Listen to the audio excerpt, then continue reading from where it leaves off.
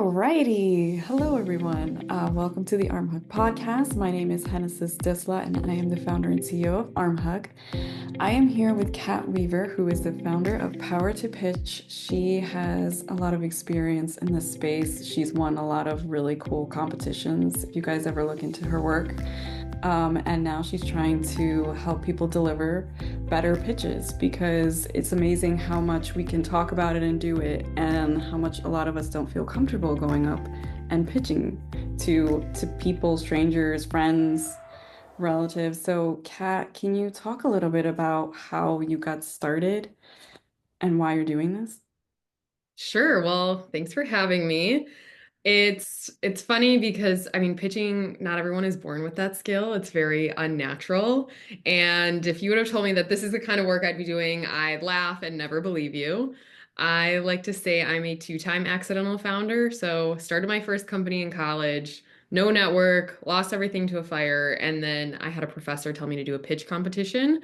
And my claim to fame is winning 22 of 23 that I applied for. So I realized that there was an actual method and system to winning and clearly communicating. And I found that clear communication equated to capital and connections and getting into doors I didn't think were possible. And so it became my new life's mission is helping founders get funded faster. So I sold and exited my first company after 6 years and started Power to Pitch. So we focus on founders' communication, fundraising materials, and then connecting them to capital sources relevant to them and their industry. That's awesome. And then what's something that you feel that you keep seeing? What are the biggest mistakes that maybe a lot of the founders are doing during their pitches? So I would say one, founders don't do enough research on their audience, who they're pitching, and what they actually want that outcome to be. And so that's like a few within one reason, right? But the next biggest thing I would say is so many founders pitch as if they're speaking to a target consumer, and you Yeah. never want to assume that because that person can still support you if they don't have a shared experience or aren't going to buy from you per se. So you want to be viewed as the educator to them is I want to equip you with the tools, the language, so you can actually go pitch my target consumer for me. And that little shift in language, and it's just a mere amount of words, will change a founder's life. Yeah. So education as opposed to, hey, come buy You'll this. love this. Yeah, it's delicious. Download my app. You're gonna love it. It's such a forced thing to say. And so when you take that perspective, it invites someone in without assuming that they want to be a part of it or buy it, eat it, love it, download it, whatever it might be. Yeah. Can you share examples of like pitches that may have impressed you? Just to have an idea of where or how should people start? Like, is the hook the right way of starting a pitch? Is it just something more natural? Like, I always get the feedback that I'm a conversationalist. In my pitches, I was too relaxed for some. So I would say technically depends on the situation and what you want the outcome to be. But if you are pitching for any sort of funding or to an audience, you always want to lead with your why, Mm, like your story, your connection to the problem, because anyone can brain dump a bunch of stats or, hey, this is what I built, but you haven't made me buy into that process. You haven't gotten me excited to want to hear more. You've already just kind of given it away. And so when you talk about your story and or connection to the problem or that inflection point of why you started, it's going to make you so much more interesting, relatable, and memorable if you lead with that. mm. And I'll say, founders should be careful. There might be multiple inflection points of their story that they want to share, but you only need one. Like what part of your story most directly relates to the problem that you're solving, like your solution at hand? You really only need one inflection point. That makes sense because then they start thinking about all these other things. We have so many stories to share. We're founders, we're passionate, we're excited, we want to say all the things, but that doesn't mean that we should say all the things. And then let's say you're up there, you're doing your pitch, and you made a mistake. How do you recover from that, or any advice on how you would go about that? So if a founder is intimidated or they're making errors or they're visibly nervous, Mm. the transparency and ownership of that moment is going to make you look so much better Yeah. than just living through it without acknowledging it. I'll say one of the pitches that I did for a grant opportunity, my clicker wasn't working and the stop clock for me to pitch in exactly maybe 5 minutes or so was already running. And I started to panic and start pitching and I kind of made a joke about it. I don't even know what I said because I swear I'd like blacked out of nerves. And I joked about it and started laughing and clicking through, and it got everyone else laughing comfortable versus feeling my discomfort. I warmed up the room and I ended up winning the entire competition despite having those issues and not learning how to function a clicker. It was making humor of it made me seem like a little bit more approachable or that I could handle that situation. And the judges had said, we appreciated that you could handle that. And we felt that if you handled this money, you're going to take that same tactic of you're just going to push through it and you're going to make stuff happen. And I think that if founder flubs of something, says something, or forgets a line and you just kind of laugh at yourself or make a joke of it, it's going to lighten and soften that situation for sure. Yeah, I love that. So a lot of people probably just felt like you said, a lightness in the room where it's like, okay, we don't have to feel uncomfortable for her. Yeah, because almost like secondhand embarrassment. If it's not Yes. acknowledged, you're like, oh my gosh, I'm uncomfortable for them. But if you put that at the forefront, then you brought everyone's guard back down and they're like, she's got it, she's good. Oh, I love that. I love that. Yeah. I think there's such a human aspect of pitching that people feel like, they're trying to turn it into like it's something that you can remember, memorize in the shower or write a script and try to memorize it. That doesn't work well for me. I don't know if that's something that's worked well for you, or how do you approach that when folks are trying to memorize every line? So I have a couple different perspectives here, and everyone is different. But I will say for a founder that is maybe going after some serious amounts of cash or is going to be, let's say, on stage with something, the pitch should be rehearsed. It should be practiced because you are usually timed. When you see someone give a TED Talk, for example, they have that certain level of poise and you're leaning into their words in conversation. It's because they've practiced it.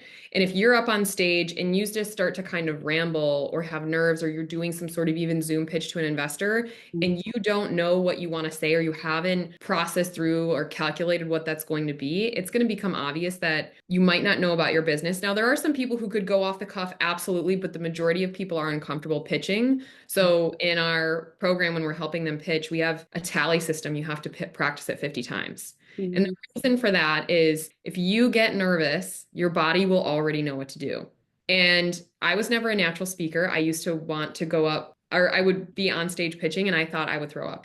I would totally yak. I was not comfortable at all, but it was that consistency and practice of if something's going to happen, I already have like this bulleted outline. I know what I'm going to say in what order, so I'm comfortable. And there's a way, some founders do it where it's rehearsed and it looks uncomfortable. So you do want to practice that tonality and feeling like it's conversational and comfortable and you're having a conversation with someone that's really important. But practice is really key because you're always pitching. There's never an opportunity as a founder that you're not pitching yourself, or even my husband's in corporate. He's always pitching himself to get a raise or to clients or to this and that. It's like we really all are. And so it's a big skill that I think especially every founder should hone is you having a concise formulation of what you want to get out because nerves are human. Nerves make you human. Yes, I love that. Yeah. It's almost like the more you can do the pitching, the confidence boost kind of kicks in, and then you'll know more about what you're trying to say. And then you'll just start like breaking it down. Like, do I really mean this? Do I just want to say that so that they think of me in a certain way? That's what I have found. Because I like writing a lot, but that's really cool that you make people say those things and pitch it over and over again. Because you have a limited amount of time. Usually, Wow. an investor might give you 10 or 15 minutes. Yeah. A pitch competition, they're going to say it's 3 minutes, 60 seconds, 5, 10, whatever it is. They're not going to let you go over. Sure. And so you have to make sure that you're respecting their time and you're proving that you're coachable and prepared. And it shows that you've put in the effort and time because that's probably part of their scoring rubric. Right. And they want to make sure that you can be concise, right? Like I mean, I definitely do have that rambling effect. So I totally get that. I'm trying to think of, so what would be a pitch that would go the wrong way? We've talked about how to practice and be concise and really, really smart about your pitches, but what have you seen that people might have done that's not great? The biggest mistakes I see when a founder is going to pitch is they're not prepared for Q&A. They maybe have Um, this polished pitch, they might have a polished pitch, but then they get to the Q&A and they actually don't know or expect questions and it throws them off guard. For example, you always want to expect questions around your go-to-market strategy, your growth, your financials. If you're going for investment and exit strategy, there are certain key questions that you're guaranteed to be asked. And so if you are one, not directly answering the question, you're oversharing and turning around it. I've seen like investors have to repeat the question. That's not a good sign. Or it's, oh my God, I've just talked for 5 minutes. They're lost and they've checked out. And so a concise formulation of potential answers is also a skill to practice because, again, it's not natural and you're nervous and you want to talk about all the things, but it shouldn't take several minutes to be able to answer a question in a pitch. And then the next biggest mistake is overdoing their pitch deck. They focus so much on the materials, or they read from it, or it's their crutch versus utilizing it as a support system and kind of a sidekick. Like the investors, your audience, they're buying into you before what you're building. They actually don't care as much about that. They believe in you and your conviction. And so the focus really should be on you, not super busy materials or having to reference your deck or a visual in order to get your point across. Yeah, definitely. And I've seen both of those, and it's also uncomfortable. It's like, what are you doing? You're Like, no, rooting for the please, person. please, please fix this. You're rooting for the person. Maybe they'll just forget that. Um, you talked a little bit about like pitching with the timers. What if you don't have anybody to pitch to? Recording yourself? Is that something that you can do? I'm trying to think like the Yeah, Q&A. absolutely. Okay. Or if maybe you're too nervous to go pitch some people, but you need to get in those reps in practice, Mm, I would say start with your phone. You could do Loom, Zoom, start asking family and friends, a mentor, your local Ask BDC, there's free mentorship there. There's always someone to be practicing and pitching to, and it feels super uncomfortable. But two things to think about is recording the audio to listen to yourself and the tonality and the cadence, and two is the visual. Don't actually watch with sound and you can see your hand movements, you can see your emotion. Does it feel like you want to lean in or do you see them as visually uncomfortable? So it's practicing that to yourself, listening to just the audio, watching just the visual, and then going and practicing to some close friends or family or mentors. yeah, just be like, don't laugh, guys. All right, I have to do this. I wanted to poke my eyes out when I was doing it. I was like, this feels so awkward, but clearly the reps worked. And it becomes easier and easier the more that you do it. Oh, I love that. Yeah, no, that's awesome. I'm trying to think of some of the questions that I get that really I think could help people that might be listening. So in healthcare, sometimes there's a lot of jargon and it gets a little complicated to explain certain things. And I sometimes have to think twice, it's like, do I even understand what that is? Totally. Um, how do you get through that? Or do you have to like really simplify it, oversimplify it, and then see in the Q&A that maybe you can always follow up with some questions? I love this question because a lot of founders think that, oh my gosh, it's too complex. They won't get it if they're not in my industry, or, oh, I have to show my deck in order for them to understand. And that's not true. It's never true. And so what we say is when you're pitching someone, pretend that they're a 5-year-old, a really intelligent 5-year-old. How can you dumb it down for them? Don't assume they have industry knowledge. Don't assume they're going to understand your acronyms or the industry jargon. If you had to dumb it down so much so that a 5-year-old could conceptually get it, what would it be? Because every time you're pitching someone, assume they're tired or they're exhausted or they don't care. They want nothing to do with the situation that they're in, or they're hungry or they need a bathroom break. There's always an excuse. So when you could break it down to that level, it becomes much more approachable and easier to pitch someone. Yeah. Oh, I like that. Just go up to someone and be like, so I'm going to start this kind of business and see what they say. Be like, what is that? Or are they going to be like, that's exciting? Or I want to learn more. Like, now you got me thinking. Now I just want to go up to people and just start telling them, so I'm thinking about doing this. Really simple, really, really simple language. Wow. Okay. And then when you talk about the pitch and putting it all together, is that something where you write it, you basically advise people to write it out first, go to PowerPoint? What's that process like? So anytime they're going to do a pitch, and this is something that we force our founders to do in our program when we help them with their pitches, is always draft what you want to say first. Don't rely on deck. Don't build it in Google Slides. Don't build it in a spreadsheet. Break it down as if you were to actually speak the pitch in the order in which what you want to say it. with the content that you want to express, and then you can translate it into a deck or any materials. Because if you build it in the opposite, you're going to spend time reorganizing slides, trying to puzzle piece things together, and it doesn't become natural language. And what if your deck doesn't work? What if you don't get the opportunity to share it? You'd have to make sure you can verbalize it first. So, like writing a movie script in a way. What are you going to say and when? Yeah. And then to talk more about the program that you have, do you guys have like a small subset? Is it one-on-one? Is it like a class where everybody's going to get like the same material and then maybe they all pitch to each other? Talk a little bit about that. So we have two programs. One is for grants and non-dilutive funding. So these are for corporate grants between $1,000 and $250,000. So they're quick checks. Those are that 22 grants that I won before. So it's a really Wow. easy system once you've got that pitch down to copy and paste. But our real bread and butter is our fundraising program, our investor prep program, and it's application only. And we want to make sure that a founder is ready to be take on this work and two, they're in an investable business. Investors want an exit. They want a return. They don't want someone who has this more lifestyle business that they want to run for the next 20 years. That's just not the expectation of venture capital.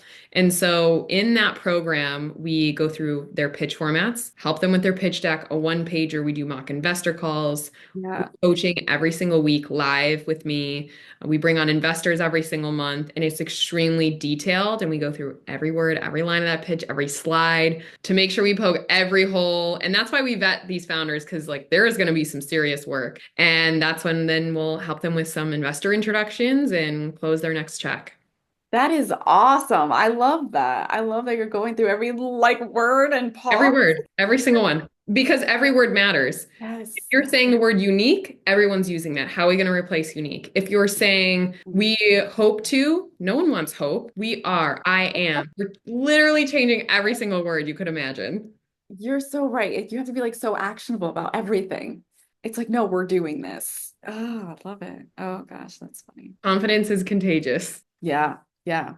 And then what's the success? What have you seen? Like, I mean, I'm sure you've seen people from starting out to pitching just completely different people, and they've probably already sailed away and they're fundraising and they're doing fabulous. Like, what's that like? Like, I mean, that must be really awesome. I will say this work is much more rewarding than when I was running my first company before I sold it. I was in the consumer product space. And so getting to help founders better communicate and get money and contracts and deals and advisors and investors and mentors is just the coolest feeling ever. We've helped founders raise over 40 million in grant and venture and counting. Our next big milestone is 100 million. So I'm putting that out into the universe. But the big wins is when we see these them put in the work to change their language. They know it's not going to happen overnight because they're fixing a lot of things and they're running the business, they're raising money, like there's a lot going on. But when you see those wins hit, I feel like I've won because I'm like, oh my gosh, I know how much work they put into it. I know how hard it is. And it is the coolest feeling to see them. We have a wins channel in our private community. And when we see them posting about like a PR feature, I just closed, we had one founder, 2.25 million, a $6,000 grant, a $90,000 grant. It's like, oh my gosh, this is why you do what you do. I love that for you. That's exciting. No, that's really exciting. I think that yeah, that's what it's about, right? Like, I think that when you're pitching, it's because you've got so many other voices in your head telling you like you should be doing this or you don't sound good. Sometimes it's you that have those voices in your head. It's basically other people that may have put those there, and now, you're just giving people their confidence back. So And I'm what's guilty of it too. Like even as a serial entrepreneur, I still get imposter syndrome. I'm not immune to that. It's a natural feeling, but I think it helps drive us. Like there is always something more, but it's an absolutely normal feeling. Yeah, for sure. And what's next for you, like Power to Pitch? Are you just looking for founders now? Is there going to be other things you're going to be working with? So next big milestone is getting founders to 100 million in capital raised or grant secured. We're talking about total funds because venture is not for everyone, which is why we focus on some other non-dilutive sources. And I want to write a book at that point. I have so many crazy founder stories and experiences. Nothing shocks me anymore. I mean, before I sold my first business, I was under contract 4 times before selling. The third time fell through the week of my wedding. So when I say I've heard and seen it all, like I really have. I if that wasn't a sign to give up, I don't know what is, but I stuck with it and made it happen. So I want to write a book at some point, and we want to be able to get the word out there and be able to support more founders. So if you know anyone who wants to go for grants, needs some funds, or go the investor route, Power to Pitch team is where it's at. Yes, so you guys heard it here. Go find Kat. We're going to put all your info below the video so that people know where to find you. And then to add to that, industries that you work with, do you work with all industries, all specialties? Like, let's say it's a nurse or a doctor or somebody in healthcare looking to pitch and start their business, anything you don't do. Focus on pre-seed and seed stage. So the founders who are idea to usually they're raising under $3 million.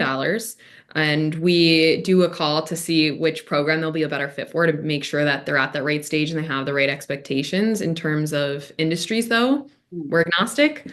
We've seen just about every single industry there is to be had.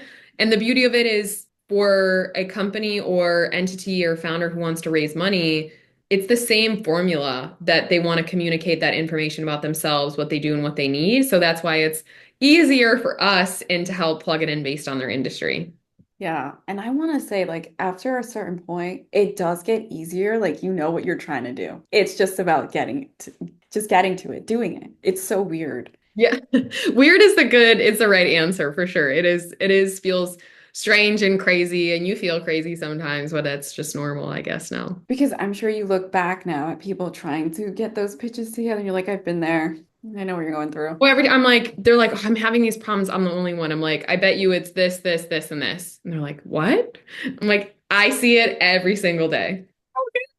That, yes, that's when you know you're aligned, right? Like you like see everything. You're like, yeah, it's fine. I've been through it. Exactly. Oh, that's so good. Okay. Well, that hits my 30-minute mark. I'm trying to think if there is anything else, anything you want to share, any way we can help you.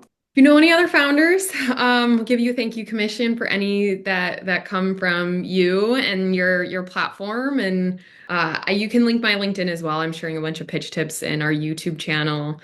Got a ton of new educational videos coming out, grants versus VC. So I'd love to be able to get some extra eyes and support in that. And that's about it. All right. Well, thank you, Kat, so much for joining us today. This was fun. It's always fun talking to other people who've been through pitches and who are trying to do pitches. I feel like you said, we're pitching all the time. Every day. So thank you for having me. I'm glad you reached out and let me know when it's live or if I can help promote it in any way.